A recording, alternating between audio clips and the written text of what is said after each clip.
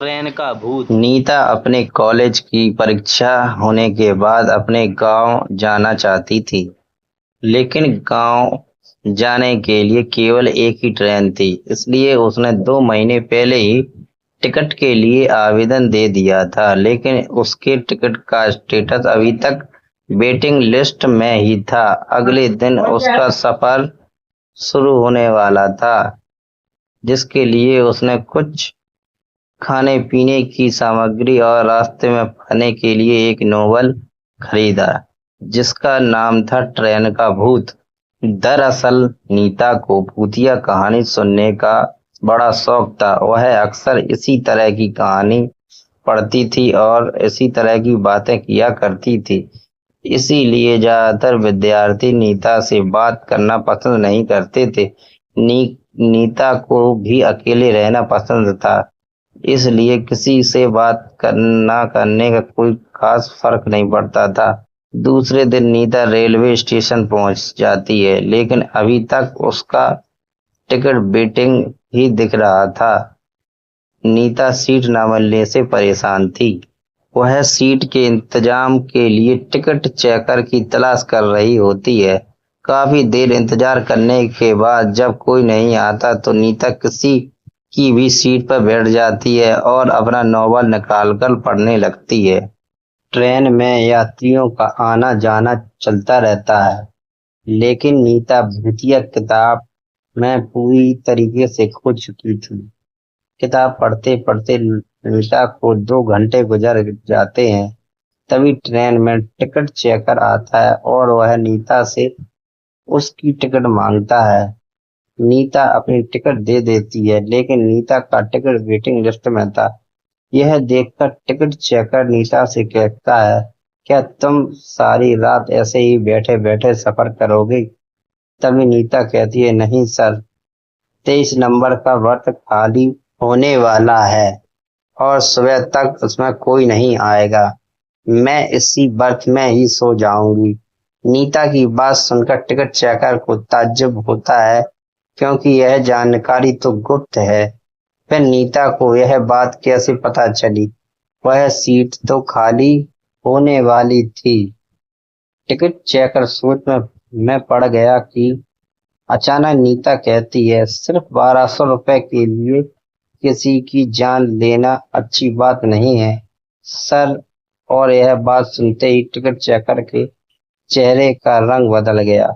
वह नीता की बात कुछ अनसुना करके आगे की बर्थ में निकल गया। दरअसल नीता जो नॉवल पढ़ रही थी, उसमें भूतों को अपने संपर्क में लाने का मंत्र लिखा हुआ था, जिसे गलती से नीता ने पढ़ लिया था और इसी वजह से नीता के अंदर शैतानी रूह प्रवेश कर चुकी थी। नीता से मिलने के बाद टिकट चेकर बहुत घबरा चुका था। दरअसल 15 दिनों पहले गलती से एक आदमी ट्रेन से गिरकर मर गया था, जिसकी वजह से यह टिकट चेकर था, लेकिन यह सिर्फ एक हादसा था। टिकट चेकर अपनी सीट पर बैठा ही होता है कि अचानक नीता बगल में आकर बैठ जाती है। नीता का चेहरा पहले से कुछ डरावना लग रहा था। उसके बाल बिखरे हुए थे और आंखों में काजल फैल चुका था। नीता देखने में ऐसी लग रही थी मानो कोई डरावनी चुड़ैल हो। नीता को देखते ही दहशत की वजह से टिकट चेकर बेहोश हो जाता है। कुछ देर बाद जैसे ही टिकट चेकर को होश आता है, तो वह रस्सी के सहारे बाहर लटकता हुआ जोर से चीख रहा होता है। उसकी आवाज सुनकर रेल के सभी यात्री इकट्ठा हो जाते हैं, लेकिन नीता के डरावने चेहरे की वजह से किसी की हिम्मत उसे बचाने की नहीं होती है। यात्रियों के बीच में एक भिक्षु भी यात्रा कर रहा था। वह बहुत देर से आंख बंद करके अपने ध्यान में बैठा हुआ था, लेकिन यात्रियों की चीख पुकार सुनकर उनका ध्यान भंग हो गया और वह क्रोधित हो जाता है।